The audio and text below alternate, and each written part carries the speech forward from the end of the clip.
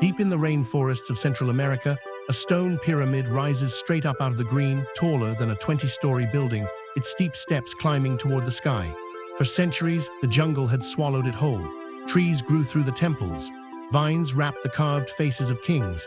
And when explorers finally hacked their way in and stood beneath these giants, they asked the wrong question. They asked, who could have built this and where did they vanish to? The answer to the first question is wonderful. And the answer to the second one is the most misunderstood thing in this entire story. This is the story of the Maya, the people who built cities in the jungle and never went away. How we got here. Let's clear something up right at the start, because you've probably heard the myth. You may have heard that the Maya mysteriously vanished, that they disappeared overnight. Some people have even dragged aliens into it, as if humans couldn't possibly have built something so grand on their own. None of that is true. The Maya did not vanish. In fact, there are millions of Maya people alive today in Mexico, Guatemala, Belize, and Honduras, speaking Mayan languages, farming, weaving, and raising families right now as you watch this. The Maya are not a lost people. They are a living one, so the real question isn't where did they go? It's what did they build and why do we keep getting them wrong? Let's go into the rainforest and find out. First, picture the place. Not a desert, not a river valley, a hot, dense, green rainforest stretching across what's now southern Mexico and the lands just below it. It seems like the last place you'd build a great civilization. There's barely any stone on the surface, no big rivers to sail, and the soil is thin. And yet here, the Maya raised some of the most spectacular cities the ancient world ever saw. But here's the first surprise. It was never one empire. There was no single Maya king, no one capital. Instead, the Maya world was a patchwork of independent city-states, dozens of them, each with its own ruler, its own gods, its own rivalries. Think of them less like a single country and more like a scattering of proud, competing cities. Some of their names still echo. Tikal, whose temples punch up through the jungle canopy. Calakmul, its great rival, the two of them locked in a struggle for power across generations. Palenque, with its elegant palace and carved inscriptions. Kapan, famous for its forest of sculpted monuments. These cities traded with each other, made alliances, and yes, sometimes went to war. Maya kings did fight, and they did take captives. And some of their religious ceremonies involved bloodletting and sacrifice. It was a serious, sacred, and sometimes harsh world, but it was also one of the most brilliant the human mind has ever produced. And to see why, look up. At the heart of every great Maya city stood the pyramids. Now these weren't tombs like the pyramids of Egypt, though some kings were buried inside them. These were temples, stepped mountains of limestone with a steep staircase climbing the front, and a shrine perched at the very top, lifted high above the jungle so that priests could stand closer to the heavens.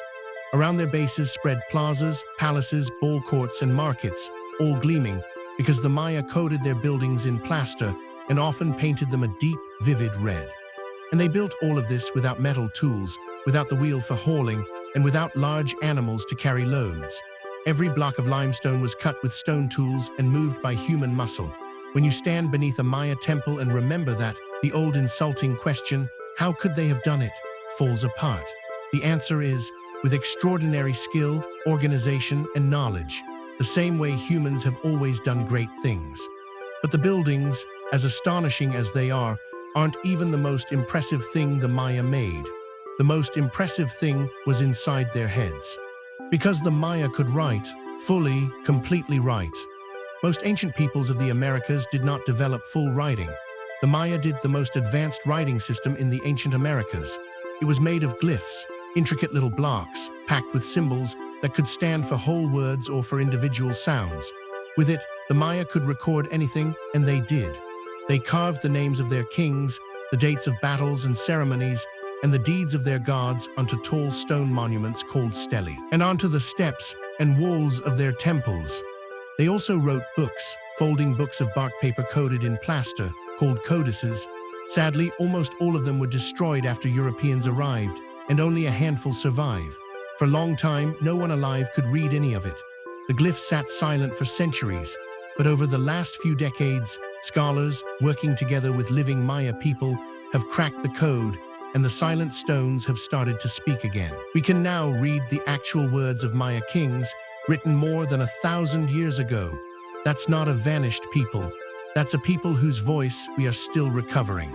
And what those kings were obsessed with more than almost anything was time and the sky. The Maya were astonishing astronomers, with no telescopes, just patient eyes. Generation after generation, they tracked the sun, the moon, and especially the planet Venus across the heavens. They could predict eclipses. They knew the length of the year with remarkable accuracy. They built some temples so that, on a single special day, the sunlight would strike them just so. To do all this, they needed powerful mathematics, and here's one of the great surprises of history. The Maya understood the number zero. That sounds simple, but it isn't. Zero, a symbol for nothing that lets you build huge numbers cleanly, is one of the hardest ideas humans ever had to invent. Most of the ancient world never managed it. The Maya did, on their own, independently, in the rainforest. With it, they could count into the millions and track time across thousands of years.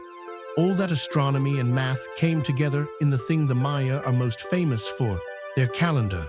Or really, their calendars, because they ran several at once, meshing together like gears. One was a sacred round of 260 days, called the Tzolk adjective IN, used for ceremonies and fortune. Another was a 365-day year, the HB adjective, that tracked the seasons just like ours. And here's the clever part. These two cycles turned together like two wheels of different sizes, and the same combination of days would only line up again once every 52 years, a span the Maya treated as a kind of grand century. On top of that, they kept the long count, a running tally of every single day since a fixed starting point deep in their mythic past, so any date could be pinned down exactly across thousands of years. And yes, this is the calendar behind that the world will end in 2012, scare you may have heard about, but that was never what it meant. In 2012, one big cycle of the long count simply rolled over to the next, like a car's odometer turning from one big round number to another. To the Maya, it wasn't an ending at all. It was just the calendar doing exactly what it was built to do, keep counting. So who kept all of this running? Ordinary people, farmers. Underneath the kings and the astronomers, the Maya world rested on one plant, maize, corn. The Maya didn't just eat corn, they were built around it. They grew it, they ground it, they ate it at nearly every meal, and in their sacred stories, the gods made the very first humans out of corn dough. Corn was life, and life was corn. Most Maya were farmers, clearing patches of forest, planting corn, beans, and squash together, and carrying their goods to busy city markets to trade. It was their work, their cleared fields, their full storehouses, that freed the kings to build temples and the scholars to study the stars. Every pyramid reaching into the sky stood on a foundation of cornfields. Which brings us, at last, to the great mystery, because something did happen. Around 1,200 years ago, over the span of a century or so, many of the greatest southern Maya cities, Tikal, Kapan, Palenque, were gradually abandoned. The grand buildings stopped. The monuments stopped being carved. People drifted away, and the jungle began to creep back in over the plazas. This is what's often called the Maya collapse, and it's where the myth of the vanishing comes from. But notice the word gradually. This was not one terrible night. It happened slowly, city by city, over generations. And historians now think there was no single cause, but a tangle of them. Long, brutal droughts that the cities couldn't survive. Too many people pressing on thin rainforest soil, and constant warfare between rival kings. Together, those strains broke the old way of life in the southern lowlands. But and this is everything, the people did not disappear. They moved. Maya life shifted north and carried on. Great cities still thrived elsewhere. The Maya were still there when Europeans arrived centuries later, and they are still there today. What collapsed was a particular political system, kings and their stone cities, not a people. The civilization didn't die, it changed. So what really happened to the Maya? Nothing like the story we were told. They didn't vanish into thin air. They weren't helped by aliens. They were a brilliant human civilization that built cities in the rainforest, wrote real books, discovered the number zero, mapped the planets, and kept time across thousands of years. And then, when drought and war broke their old order, they adapted and endured. And that's how we got one of the most unfairly misunderstood stories in all of history. A living people we keep talking about as if they were gone. The next time someone says the Maya mysteriously disappeared, you'll know the truth. The temples in the jungle aren't a tombstone for a lost race. They are the work of the ancestors of millions of people who are still here, still speaking their languages, still counting the days. It makes you wonder how many other lost peoples were never really lost at all, only overlooked or misread by those who came after. Maybe the deepest thing the Maya can teach us isn't about pyramids or calendars. Maybe it's a question about ourselves. How carefully do we listen before we decide that someone is gone? If you ever wondered how we got here, you're in the right place. See you in the next one.